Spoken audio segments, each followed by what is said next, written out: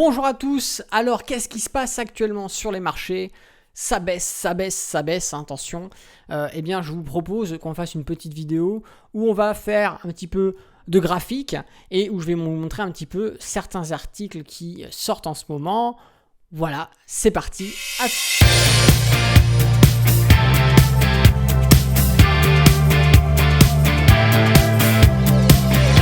Bonjour à tous, c'est Alexandre, le trader indépendant, et dans cette vidéo, on va voir un petit peu ce qui se passe en ce moment sur les marchés boursiers et notamment les marchés indiciels.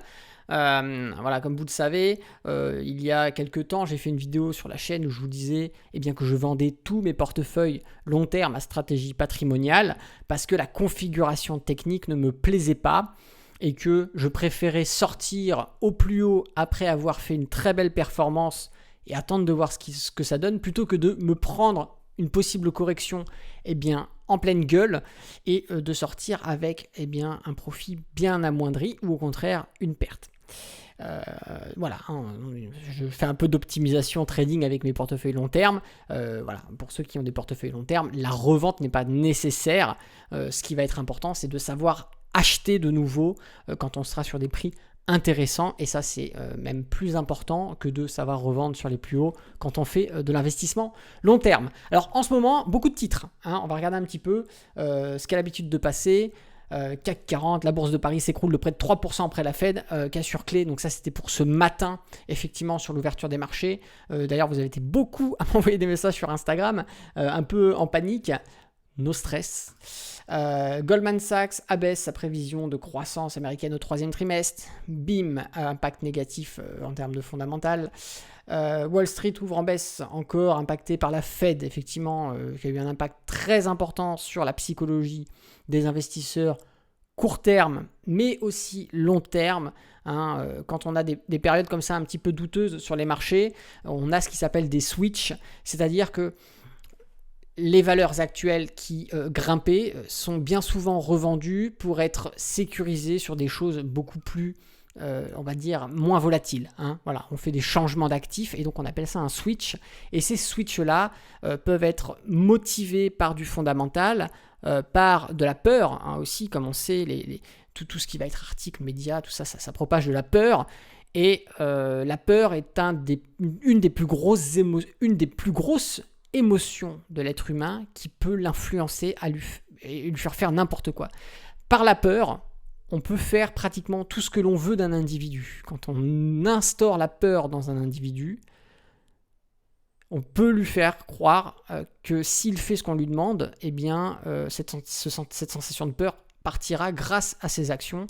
Or, c'est de la manipulation. La peur est le meilleur sentiment et la meilleure émotion pour manipuler un individu. Donc c'est pour ça qu'à chaque fois qu'il se passe quelque chose, que vous commencez à avoir peur, que ce soit sur les marchés boursiers ou même dans la vie, prenez du recul et essayez de voir ça avec de la lucidité qui n'est pas impactée par de l'émotion. Ça vous permettra de voir les choses sous un autre angle. Ces médias-là, ces annonces-là, effectivement, peur. Mais ça fonctionne puisque ça a de l'impact. On voit que quand ces annonces-là sortent, on a de la réaction sur les marchés. D'accord ? On va avoir bourse, chute des actions, le dollar monte, la Fed inquiète, encore catastrophique. Toyota va réduire sa production, Volkswagen pourrait faire de même, mauvais pour le secteur automobile. Le luxe chute, crainte sur un plan de redistribution de la richesse en Chine. On sait que le luxe a toujours été la valeur refuge, ça grimpe. C'est impeccable à trader, c'est impeccable pour de l'investissement long terme, mais au bout d'un moment on n'achète pas du luxe pour acheter du luxe, on achète une action parce que en termes de fondamental, sur le long terme, quand on fait de l'investissement long terme, le bilan, le chiffre d'affaires, tout ça est bien, tout ça est bon, il y a une progression, il y a une rentabilité, il y a ce qu'on va appeler une performance amélioratrice sur cette entreprise, et à partir du moment où ces facteurs commencent à stagner ou à se renverser, les investisseurs long terme sortent. Logique, on n'achète pas quelque chose qui craint, donc on vend avant que ça craigne ou pendant que ça craint pour partir sur autre chose, le fameux switch. Donc le luxe, effectivement, faudra approfondir cela, mais ce n'est pas parce que depuis des années, les actions du luxe, du milieu du luxe, ont été toujours performantes que ça veut dire que demain elles le seront encore, et c'est même dangereux de penser cela. Ça veut dire que certains investissent aveuglément dans le luxe, dans les actions d'entreprises luxueuses, parce que ça a toujours été ainsi. Et le problème, c'est que le jour où ça ne sera plus ainsi, eh bien, ces gens-là se prendront une grande claque en plein visage. On va avoir aussi du rouge en vue en Europe après les minutes de la Fed, et c'est exactement ce qu'on a eu aujourd'hui. On a eu de très très beaux mouvements baissiers, avec des rebonds intéressants, mais de très beaux rebonds baissiers, de mouvements baissiers en tout cas. Qui peut dire que demain ce sera vert, demain ce sera rouge? On n'en sait rien. Tout ce que l'on peut faire, c'est suivre ces mouvements. En trading, on s'adapte, on prend les points clés, on se met dans le sens de la tendance et on trade les niveaux intéressants avec sa stratégie. En investissement long terme, on est prudent, on regarde les fondamentaux, on regarde aussi pourquoi pas l'analyse technique si on veut optimiser ses points d'entrée ou ses points de sortie, mais ce n'est pas une obligation en investissement long terme, encore une fois je le répète. Voilà pour cette introduction. Alors, je vous propose maintenant que l'on parte plus concrètement sur le CAC 40. Et effectivement, le CAC 40, je vais même rajouter un indicateur technique assez intéressant que j'aime beaucoup. Et d'ailleurs, qui ressemble un peu à ce que je viens de dire, que j'aime beaucoup, Ishimoku. Voilà, petite rime. Bien, alors rappelez-vous, dans la vidéo précédente, je vous ai parlé de... certaines configurations techniques. D'ailleurs, je vous mets voilà, le truc si vous voulez aller voir, qui me donnait envie de sortir mes portefeuilles long terme en stratégie patrimoniale. Après avoir fait cette vidéo, vous avez été quelques-uns à me dire « Ouais, t'es complètement nul d'avoir vendu, regarde, le lendemain, le marché, le lendemain de ta vidéo, le marché, il a continué à monter. » Bah, bien sûr, peut-être que le marché va continuer à monter pendant encore une semaine, pendant un mois, peut-être que pendant un an, il va continuer à monter. Mais moi, je ne sors pas parce qu'il va arrêter de monter. Je sors parce que la configuration technique et la configuration de l'analyse fondamentale ne me plaît pas du tout. Je ne suis pas là pour placer des centaines de milliers d'euros sur des situations à risque. Je suis là pour préserver mon capital et le faire croître. Dans ces conditions-là, effectivement, quand ça pue la merde, eh bien, je préfère sortir et m'aérer. Voilà, on ne reste pas dans une pièce qui pue la merde, on ouvre les fenêtres et on va même dehors pouvoir respirer de l'air frais. Ben là, c'est un peu pareil sur mes positions long terme.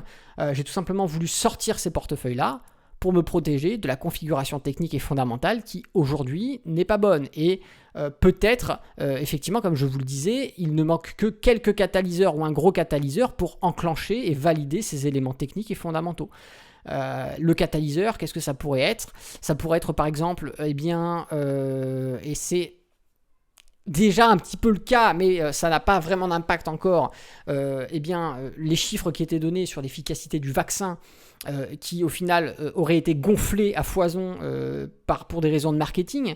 Et on se rend compte aujourd'hui quand on analyse, alors je ne vous demande pas d'analyser ce qui est dit sur les plateaux TV ou dans les médias ou dans les revues marketing, je vous demande d'analyser les données brutes. Les données brutes, ça va être les centres de recherche scientifiques, les centres tels que Marseille, les centres hospitaliers tels que Paris, Lille, le grand centre hospitalier de Londres, exactement, le grand centre hospitalier de Lisbonne, de Madrid, d'autres pays de l'Union européenne et même des pays à travers le monde qui font aujourd'hui l'état qu'il n'est impossible de dire que le vaccin, par exemple, aujourd'hui, donne de véritables résultats. Les données qui sont recueillies ne mettent pas en avant l'inefficacité du vaccin ou l'efficacité du vaccin. Les gens vaccinés ou non vaccinés, aujourd'hui, il n'y a pas encore, à ce jour, peut-être que dans un mois, on aura des données suffisantes pour pouvoir l'affirmer, mais aujourd'hui, aucune donnée ne permet de dire qu'effectivement, le vaccin est la solution et le vaccin empêche les contaminations. C'est faux. Déjà, ça a été démonté que les contaminations continuaient entre les gens vaccinés et que même les gens vaccinés avaient autant, voire un petit peu plus de charge virale quand ils sont contaminés que des gens non vaccinés. Donc ça pose un sérieux problème parce que une grande partie des mouvements boursiers haussiers sont dus à ces effets d'annonce qu'il y avait eu par le passé sur l'efficacité du vaccin, les promesses du vaccin, c'était l'emballement. Si jamais il y a des news qui valident effectivement les doutes que mettent en avant ces centres de recherche et qu'il est prouvé par les chiffres que finalement ce n'est pas efficace, ça pourrait être un catalyseur pour faire chuter les cours puisque toute l'ambition qui a été portée par les investisseurs sur le marché viendrait se renverser. Mince, j'ai cru que c'était bon, finalement c'est pas bon, ça pue la merde. Ça peut être un des catalyseurs. On peut avoir effectivement aussi le retour d'un problème financier dû à l'injection massive d'argent par les différentes banques. Hein, on sait que le marché est essentiellement soutenu aussi par l'injection d'argent massif. Cet argent, quand on l'imprime, plus on imprime d'argent, plus on peut, alors je ne vais pas rentrer dans les détails, mais ça rentre dans la chaîne de ce qu'on va appeler l'inflation. D'accord ?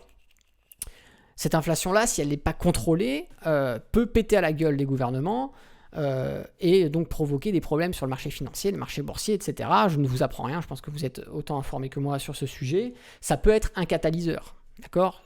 À partir du moment où on sera confronté à ce problème, ça peut être un catalyseur qui va enclencher les conditions négatives que l'on a en ce moment sur le marché et provoquer des chutes. On peut avoir d'autres catalyseurs. Il se passe actuellement des choses en Afghanistan qui préoccupent la politique internationale.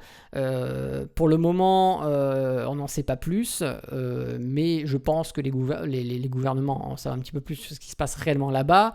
Ça peut prendre des proportions démesurées. On ne peut pas savoir ce que ça va donner. Un gouvernement qui est pris par des talibans, qu'est-ce que ça va faire ? Les alliés qu'ils auront, est-ce qu'ils ont une interaction hostile, est-ce qu'ils auront une interaction hostile par le futur en prenant la tête de ce pays, est-ce que ça peut avoir des problèmes sur des conflits géopolitiques, ça peut aussi impacter les marchés financiers, les marchés boursiers, d'accord ? Ça peut être un catalyseur. On peut, pourquoi pas, demain avoir une météorite inattendue qui arrive et qui s'écrase à Bruxelles, et voilà, ça fout le bordel en Europe.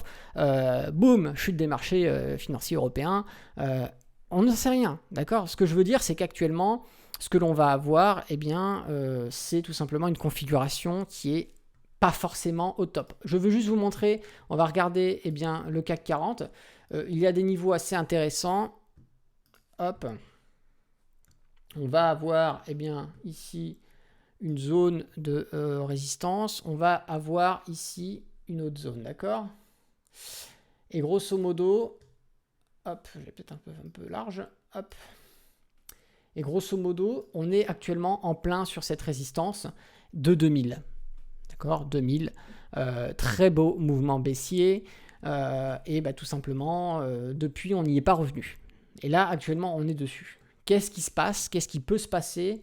Là encore, on peut très bien casser ces niveaux, repartir à la hausse. Si l'ensemble des événements que je vous ai donnés, qu'il n'y a pas de catalyseur pour venir nous faire rebondir sur ces niveaux, alors oui, on peut partir plus haut et on peut, pourquoi pas, continuer notre progression sur les 7000, les 7500, les 8000, pourquoi pas. Je sais qu'il y a plein de gens qui disent que le CAC 40 est trop suracheté, mais c'est pas parce que les gens pensent que le CAC 40 est suracheté qu'il ne continuera pas de monter.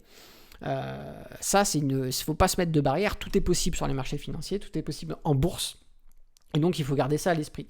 Maintenant, ce qu'il faut voir, c'est sur ces zones clés-là, effectivement, ce sont toujours des zones dangereuses. Parce que s'il y a un élément, et notamment ici, sur l'aspect qui peut être d'aspect fondamental, si un élément négatif vient à survenir sur ces niveaux-là, on peut tout à fait avoir des réactions qui peuvent être négatives. D'accord ? Et nous faire aller chercher des niveaux où on peut travailler et où on aura travaillé dessus par le passé, d'accord ? Hop, on peut très bien, tout à fait, pourquoi pas, voir scénario catastrophique, aller rechercher les 2900 ou les 3000 points. On n'en sait rien, c'est tout à fait possible. D'ailleurs, lors du Covid, crack début 2020, on n'était pas très très loin de ce niveau-là, d'accord ? Donc c'est quand même des choses à garder en tête, et c'est pas parce qu'il y a une zone de support ici qu'on peut pas aller chercher plus bas encore une fois. Et ça, personne ne peut le prédire. On ne peut pas prédire sur du long terme. On peut avoir des probabilités quand on fait du trading sur du court terme. Maintenant, savoir ce qui va se passer à l'avenir, c'est impossible. Moi, je ne peux pas le faire. Aucun spécialiste au monde ne peut le faire. Les meilleurs gérants d'hedge funds ne peuvent pas. Les meilleurs économistes ne peuvent pas. C'est pas possible. Voilà, à moins d'avoir une machine à voyager dans le temps et de voir ce qui se passe, là, on pourrait dire, effectivement. Mais aujourd'hui, ce n'est pas possible. On va juste partir aussi sur le DAX. Hop. Voilà. Alors le DAX, lui, c'est nord azimut. On y va, on y go. Hop. On avait un palier ici qui était assez compliqué. Hop, qu'on avait tapé en novembre 2017, qu'on avait retapé en janvier 2020. Janvier 2020, qu'est-ce qu'il y a eu ? Catalyseur, coronavirus. On a eu une réaction fondamentale sur une zone importante. Boum, on est parti à la baisse. D'accord ? Et on est reparti sur une ancienne zone de support que l'on a ici sur ces niveaux-là, d'accord, juste là.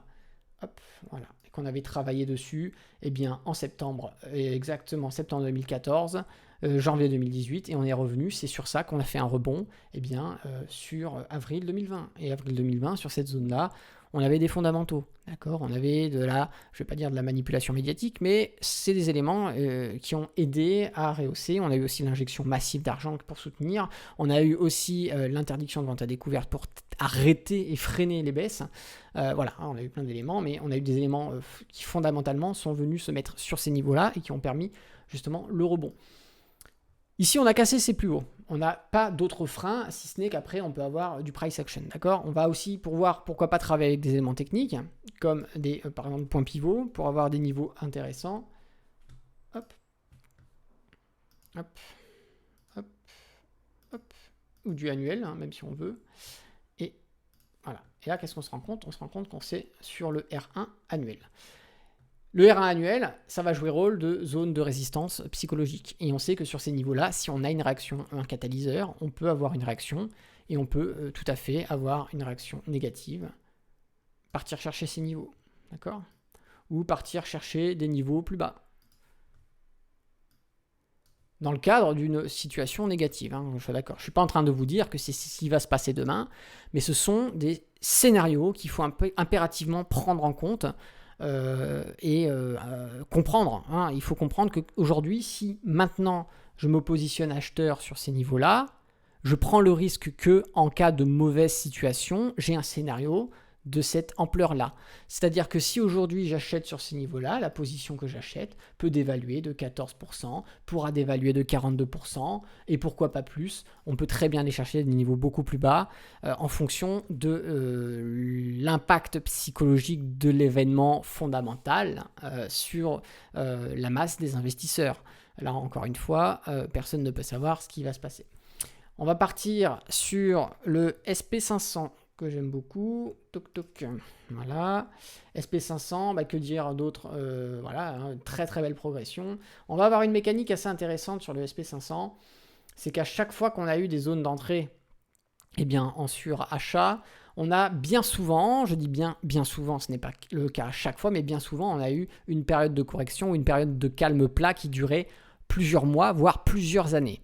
Ça a été le cas ici durant toute la période de 95 à exactement 2000 où on a eu cette zone de surachat et la sortie de cette zone de surachat nous a fait une belle dévaluation.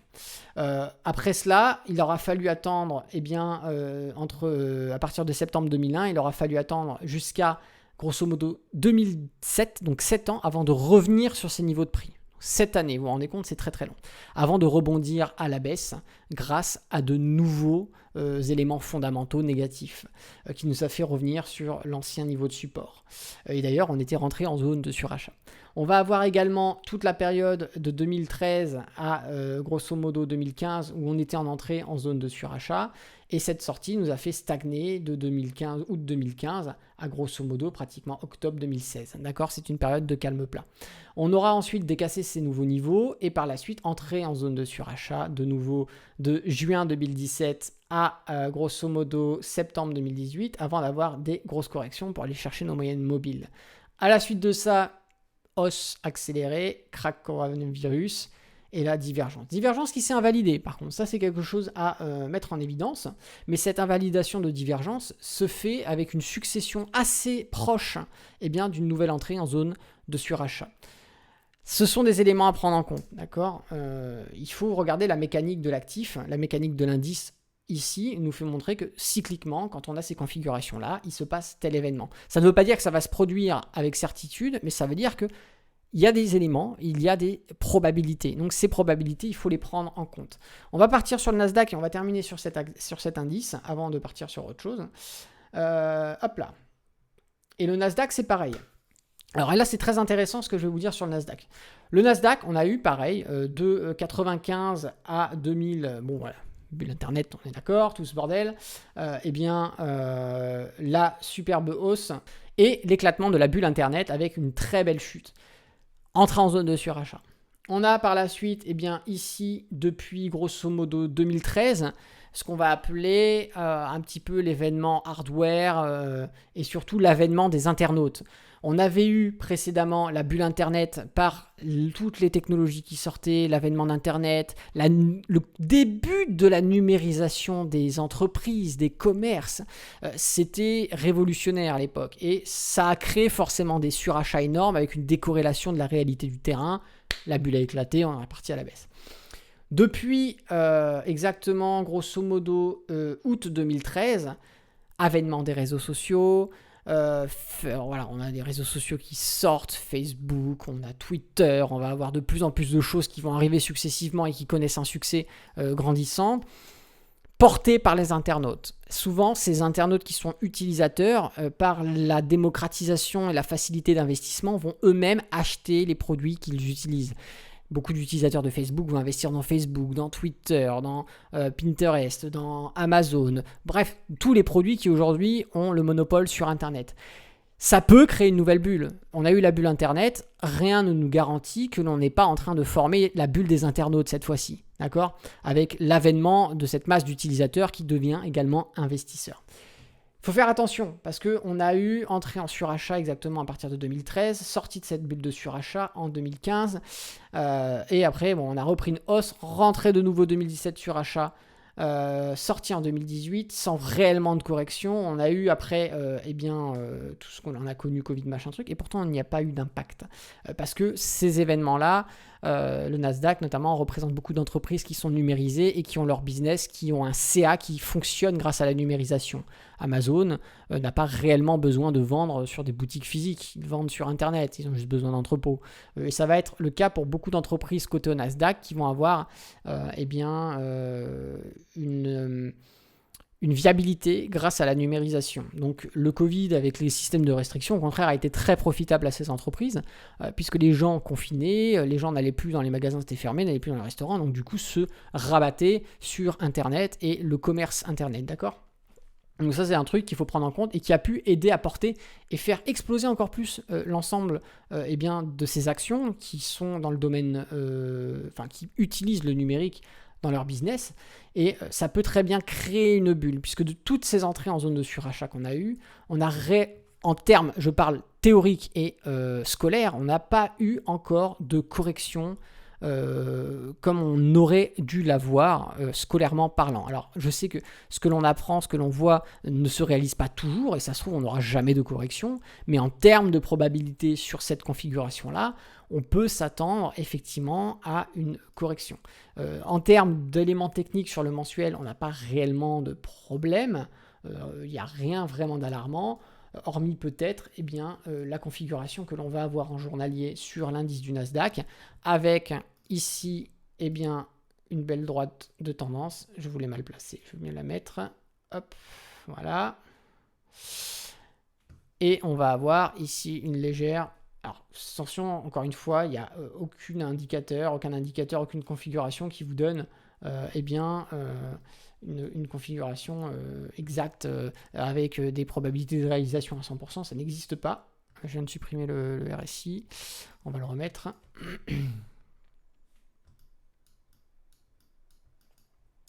Voilà, excusez-moi, c'est moi qui fais n'importe quoi. Je m'étais trompé de ligne. Voilà, on va partir sur ces événements-là. Et grosso modo, on va avoir une divergence, d'accord ? Une divergence qui a lieu sur la résistance 1 annuelle, qui est une résistance 1 annuelle qui est assez présente sur beaucoup d'indices et d'actions, justement, vous verrez par vous-même, par vos propres recherches. Et donc, nous avons une corrélation entre beaucoup d'actifs boursiers se retrouvant sur les mêmes niveaux. Encore une fois, un catalyseur négatif ici pourrait enclencher une baisse, car nous sommes idéalement situés pour... En cas d'une nouvelle négative qui viendrait impacter la psychologie des investisseurs, pourrait venir ici nous faire baisser fortement. Voilà. Donc toutes ces situations font que effectivement, moi j'ai préféré revendre mes portefeuilles long terme. Maintenant je ne dis pas que c'est la meilleure des choses à faire, mais c'est ma façon de faire, c'est moi qui ai décidé de le faire. Si jamais on change de configuration et qu'on reprend une stagnation, une directionnalité qui est propre et qui est moins dangereuse, je me repositionnerai acheteur. Cependant, pour l'instant, sur mes investissements long terme, je préfère attendre. Mais en trading, on peut toujours se faire plaisir. Même si l'été, je ne trade pratiquement pas. Hein, d'habitude, je trade 3, 4, 5 positions par jour du lundi au vendredi. Pour cet été, j'ai dû faire 6 trades, grosso modo à peu près, depuis le 15 juin. Donc autant dire que c'est pratiquement rien du tout. Voilà, bah écoutez, en tout cas, je voulais vous parler un petit peu voilà, de ce qui se passait actuellement. Je sais que la vidéo elle est longue puisque je crois qu'on est à 25 minutes. Mais je vous remercie en tout cas si vous avez regardé jusqu'au bout. Sinon, bah, tant pis. Hein. Beaucoup de gens auront loupé des choses. Peut-être que ça ne vous intéressait pas. Mais voilà, si vous avez été content de cette vidéo, n'hésitez pas à le faire savoir en mettant des petits pouces. N'oubliez pas de vous abonner à la chaîne YouTube en activant la petite cloche. Et puis, si vous avez une remarque, une question, une suggestion, n'hésitez pas à le faire dans les commentaires. Moi, ça me fait plaisir de vous partager un petit peu ma façon dont je vois le marché actuellement. Voilà, c'est ma façon de voir. Il y a d'autres gens qui le verront d'autres façons. C'est toujours bon d'avoir plusieurs sons de cloche quand on débute pour essayer de voir comment est-ce qu'on peut analyser les choses. Maintenant, la seule véritable chose à écouter, c'est vous avant tout. C'est vous qui prenez les décisions d'achat, de vente, d'investissement. Donc, ne vous laissez pas non plus influencer parce que vous pouvez lire, parce que vous pouvez voir. C'est pas parce que quelqu'un donne son avis sur une chose que c'est vrai et qu'il faut suivre son idée à tout prix. Vous avez une capacité de réflexion, appliquez-la et vous serez capable de comprendre le marché. Maintenant, on peut toujours essayer de voir les avis divergents ou convergents pour essayer de les comparer à ces analyses. Voilà, c'était Alexandre, le trader indépendant. Moi, je vous dis à bientôt pour une prochaine vidéo et d'ici là, tradez bien sur les marchés financiers. Ciao!